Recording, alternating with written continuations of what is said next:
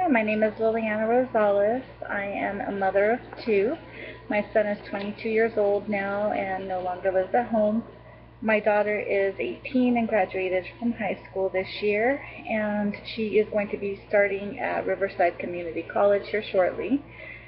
So because both of my kids are now grown up and, it was always my goal to come back to school. I just couldn't with raising them, and I had my own business and was working way too many hours. Now, a few years ago, I gave up my business so that I could spend more time with my kids. And now that they've grown up, it was just time for me to come back to school. I started asking people about what schools they were going to, and a friend of mine recommended a POU to me, and she was just very happy with the classes that they gave and just everything with APOU. So that was my first choice when I started looking.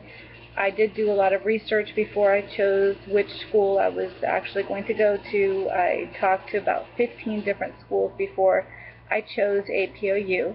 And the top factors for me were, number one, that it is a Christian-based school, and number two, just the accreditations and how everybody talks about APOU and how happy they were with them. So at this time, not only did I decide to come back to school, I also decided to make a career change at the same time.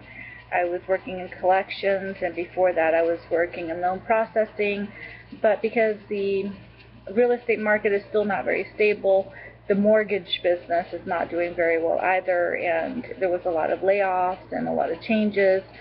So I wanted to do something more along the lines of my studies and what I want to be. So I've recently started a job at IEHP, which is the affordable health plan for the Inland Empire, and that's who I started working with as of about a week ago. And I have training that I'm going through with them right now, which is a 7-week training that I have to do before I'm able to actually start working.